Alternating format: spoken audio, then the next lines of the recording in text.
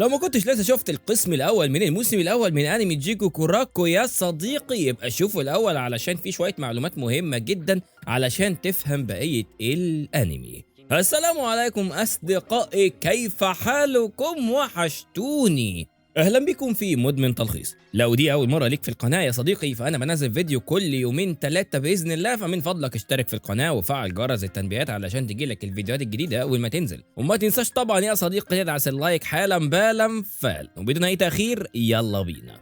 ده هيكون تلخيص الحلقه الثامنه من الانمي الياباني الغريب من نوعه جيكو كوراكو، واعذروني على اللهجه شويه. بنكمل من اللي حصل يا صديقي. اما طلع لهم الوحوش العملاقه اللي نصها بشري ونصها حيوانات دي، وقرروا انهم يروحوا لمصدرها ويقابلوا الطفله اياها اللي معاها قوه غريبه كده وابوها الشجره، وان جابي مارو الاجوف واللي معاها يا صديقي راحوا مع الشجره دي لبيتهم، وعرفوا ان في مخلوقات في قلب الجزيره اسمها التنسن، ودول معاهم اكسير الحياه. ومن هنا يلا بينا نبدا الحلقه الجديده. بتبدأ الحلقة من عند واحد كده ما نعرفش هو مين، وبيقول لنا على تاريخه، وإنه زمان كان فقير والناس بتشتمه وبتعامله باحتقار جامد جدا، وكان ساعتها ممكن يعمل أي حاجة مقابل الأكل ما عدا القتل يا صديقي. المبادئ مبادئ برضه يا صاحبي، وما كانش شايل هم أي حاجة وقتها، لحد ما قابل شوية شباب كده أقوياء وكان بيتخانق معاهم. والغريب يا صديقي إنه قاتلهم وفشخهم كلهم، لحد ما بيظهر واحد كده بسيف واضح إنه جلاد من قرية اليامادا ويأمروا بالتوقف.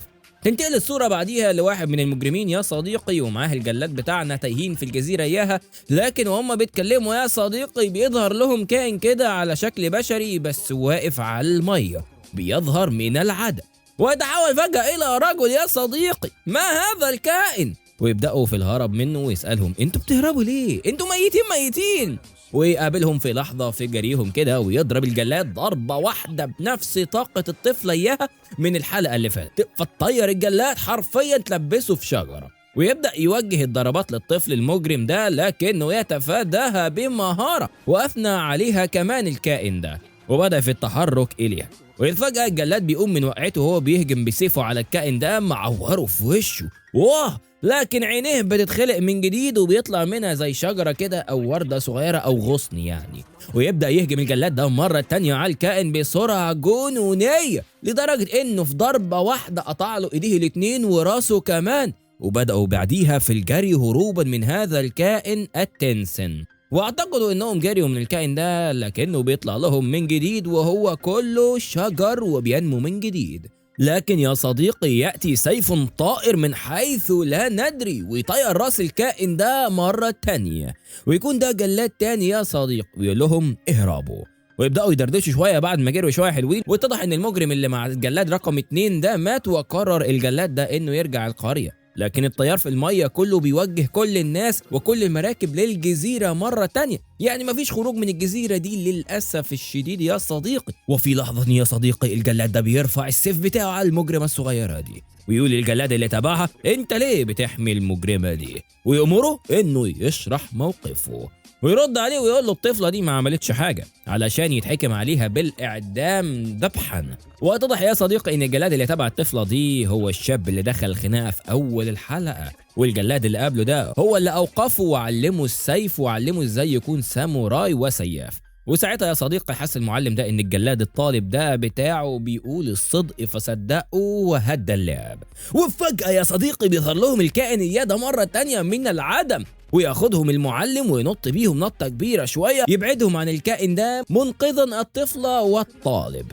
لكن يا صديقي يكون اندبح وهو بينقذهم او انضرب ضربة جامدة جدا في رقبته، ويبدأ الجلاد التلميذ ده بالهجوم على الكائن الغريب ده بكل قوته، بل وكمان بيدخل عليها بتقنية القصف المطلق، لكن هذا الكائن بيتفادى جميع الضربات يا صديقي. وهنا يرد الكائن بضربة واحدة يخرم بيها حرفيا جسد الجلاد ده ويموت الجلاد في الحال. وفي تلك اللحظة يتذكر ذكرى لي وهو بيتدرب على يد معلمه يا صديقي، وذكرياته الأليمة زمان وشبابه ورعونته، وإنه ازاي كان شخص متهور والمعلم ده انتشله من الشارع، وإن الطالب ده كان يعتبر ناقم على طريقة تعليمه لحد ما طلب منه معلمه إنه يبارزه ولو فاز هيسيبه يمشي.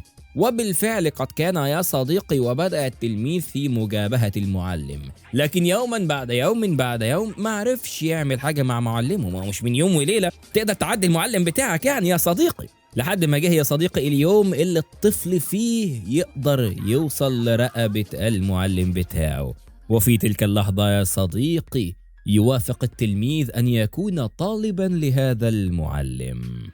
لكن يا صديقي الذكريات لا تفيد بشيء، والكائن الوحشي ده قتل الاتنين بسهولة جدا. لكن يا صديقي الروح بتدب فيه من جديد، ويقوم يا صديقي الجلاد الصغير ده يقوم يدي الوحش بالبوكس ويكمل ضرب فيه بالبوكسات وهو بيطلع في الروح، والكائن عادي جدا أعاد نفسه للحياة مرة تانية عادي جدا.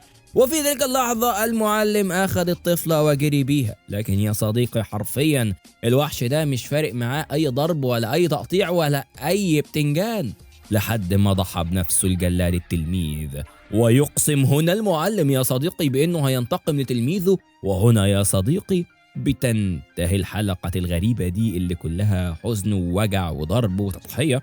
لكن يا صديقي اوعى تنسى المتعة ما بتنتهيش يا صديقي هنا. ما تنساش بقى يا صديقي تشترك في القناة وتفعل جرس التنبيهات علشان تجيلك الفيديوهات الجديدة أول ما تنزل. وبس كده، السلام عليكم.